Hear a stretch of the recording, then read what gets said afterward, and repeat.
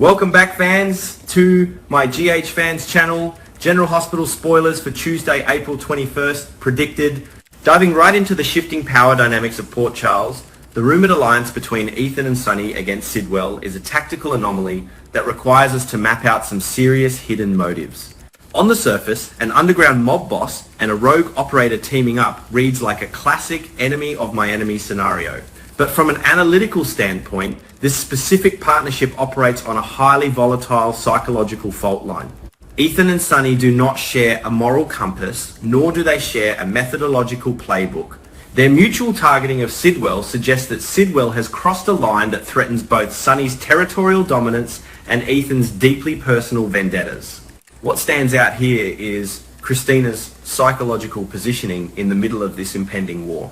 We are looking at a woman who is continually caught in the gravitational pull of dangerous men, yet her reaction to this alliance is surprisingly pragmatic. While initially caught off guard, she doesn't try to dismantle their plan. Instead, she issues a stark warning about Sidwell's reckless and lethal nature. This indicates a fascinating evolution in Christina's character psychology. She is no longer the naive bystander. She is assessing threat levels. She understands that Ethan is driven by a thirst for revenge, and rather than attempting to pacify him with moral platitudes, she accepts the dark reality of his mission. But we have to ask ourselves what Ethan's ultimate endgame looks like. The intelligence points toward Ethan mentioning a secondary objective, and my analytical mapping suggests this revolves entirely around his mother, Holly. If Ethan is viewing the elimination or neutralization of Sidwell as a prerequisite for Holly's safe return to town, it heavily implies that Sidwell currently holds some form of leverage or poses a direct existential threat to Holly. Ethan is essentially trying to clear the board to create a safe haven. Yet Christina's emotional investment in Ethan's crusade might be clouding her judgment. The undercurrent suggests she might be harboring expectations of a romantic connection with Ethan once the dust settles. If Christina is projecting her desire for stability and affection onto a man actively engaged in a lethal revenge plot, she is setting herself up for massive psychological trauma. Ethan's current mental state is likely consumed by tactical survival and vengeance, leaving virtually no room for the emotional availability Christina might be craving. If she views his war against Sidwell as a crusade that will eventually reward her with his heart, she might find herself devastatingly disappointed when the mission concludes and Ethan remains the restless operator he has always been. Shifting the analytical lens to the corporate and espionage warfare, the dynamic between Valentine, Nina, and Carly offers a masterclass in hidden motive mapping. The premise that Valentine is choosing to trust Nina again in a coordinated effort to take down Brennan is a massive red flag. Valentine is a chess master. His decisions are never born out of blind faith or sudden forgiveness. This feels just a bit too convenient. Valentine asking Carly and Nina, two women with a well-documented vitriolic history, to form a triad against Brennan, suggests that Valentine is structuring a scenario where he holds the ultimate leverage. By forcing Carly and Nina into the same operational space, Valentine might be attempting to create a smokescreen. Carly's anticipated refusal to join this alliance is rooted in sharp, survivalist psychology. Carly operates on instinct and history, and her history with Nina is a minefield of betrayals and catastrophic fallout. Carly's fear that Nina might be luring both her and Valentine into a trap is completely justified. But let's look deeper into Valentine's potential manipulation here. Could Valentine be counting on Carly's refusal? If Carly walks away, Valentine can then isolate Nina using her resources and her desperation without having to manage Carly's unpredictable interference. Alternatively, Valentine might be using the threat of Brennan to gauge where Carly's loyalties truly lie. Nina, meanwhile, is accelerating her own psychological unraveling. The intelligence suggests she is actively hiring a private investigator to set a trap for Brennan, aiming for a sudden, secretive strike. This marks a severe escalation in Nina's operational tactics. She is moving away from boardroom manipulation and social maneuvering into the realm of kinetic, physical danger. This could suggest a deeper motive. Perhaps Nina feels so entirely out of control in her personal life that she is trying to assert absolute, ruthless dominance over Brennan. The idea that this private investigator might resort to a direct physical attack if they fail to secure incriminating evidence is terrifying. It means Nina is authorizing a blank check for violence. If she is willing to let a hired operative cross the line from surveillance into assault, Nina is stepping over a moral event horizon that she might not be able to return from. She is transitioning from a victim of circumstance into an active, dangerous predator in the Port Charles ecosystem. This brings us to the shadowy investigation surrounding Cullum. The revelation that Cullum might be receiving a new clue regarding his shooter and that this clue points toward Rocco forces us to completely reevaluate the cause and effect chain of this storyline. Rocco is deeply embedded in the legacy families of Port Charles. If a subordinate is feeding Cullum intelligence that implicates a teenager, we have to immediately question the validity and the origin of this information. We might not be seeing the full picture regarding this subordinate's true allegiance. In the world of Port Charles, intelligence is rarely handed over without an agenda.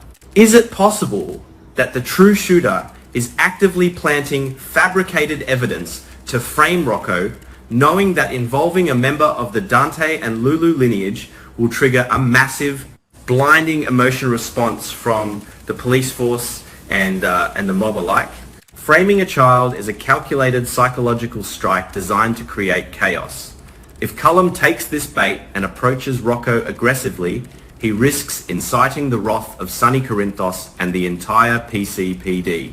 On the other hand, if there is a shred of truth to the clue, we have to explore the devastating possibility that Rocco has been manipulated, coerced, or accidentally dragged into a violent underworld. The psychological weight of this investigation is shifting from a standard whodunit into a potential generational tragedy. However, the most visceral and psychologically explosive situation currently brewing in Port Charles is the absolute disintegration of the Quartermain household dynamics. The rumoured physical altercation between Willow and Jacinda is a breaking point that requires deep analysis. Willow has historically been framed and has framed herself as the moral centre, the patient mother, the composed figure in a family of chaotic narcissists.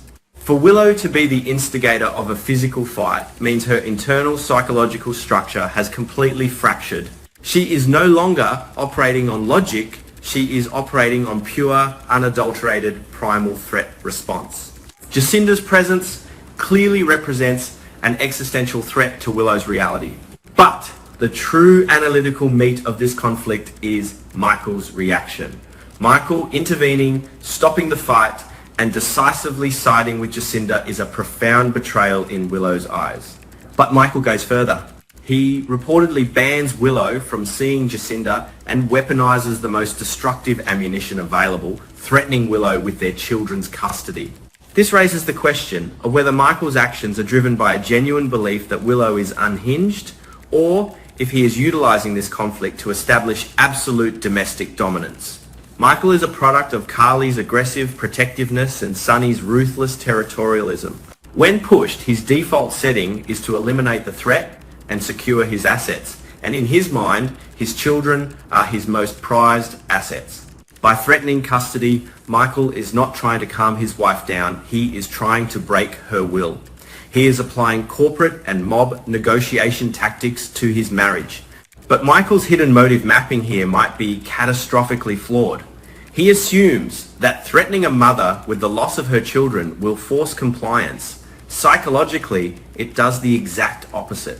When you corner a mother and threaten her bond with her children, you do not create a submissive partner. You forge a relentless, utterly desperate enemy.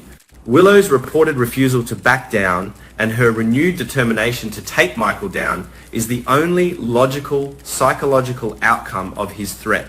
Willow is no longer just fighting for her pride against Jacinda, she is now fighting for her maternal survival against Michael. This fundamentally alters her trajectory. She is likely shifting from a defensive posture to an offensive, scorched earth campaign. If Willow decides to systematically dismantle Michael, she has access to his financial secrets, his familial vulnerabilities, and the very inner workings of his life. Michael's decision to use the children as leverage might be the catalyst that transforms Willow into the most dangerous adversary he has ever faced, simply because she has nothing left to lose and everything to protect. To synthesize these complex narrative threads, we are observing a town where traditional power structures are failing, forcing characters into desperate, highly psychological warfare. Ethan and Sunny are uniting under the banner of mutual destruction against Sidwell, with Christina desperately trying to anchor the chaos while harboring potentially tragic romantic illusions. Valentine is orchestrating a high-risk triad with Nina and Carly, seemingly setting a trap that could easily consume all of them, especially as Nina authorizes her private investigator to escalate from surveillance to physical violence. Meanwhile, Cullum's investigation threatens to ignite a family war by dragging Rocco into the crosshairs of an attempted murder plot driven by potentially weaponized intelligence. And at the center of the domestic sphere, Michael's cold, tactical threat regarding child custody has seemingly pushed Willow past the point of no return, guaranteeing a brutal, emotional civil war within the Quartermain walls. Every single alliance is built on hidden motives, and every single threat is a psychological trigger waiting to be pulled. This analysis is based on current story developments and remains a speculative interpretation, not a confirmed outcome.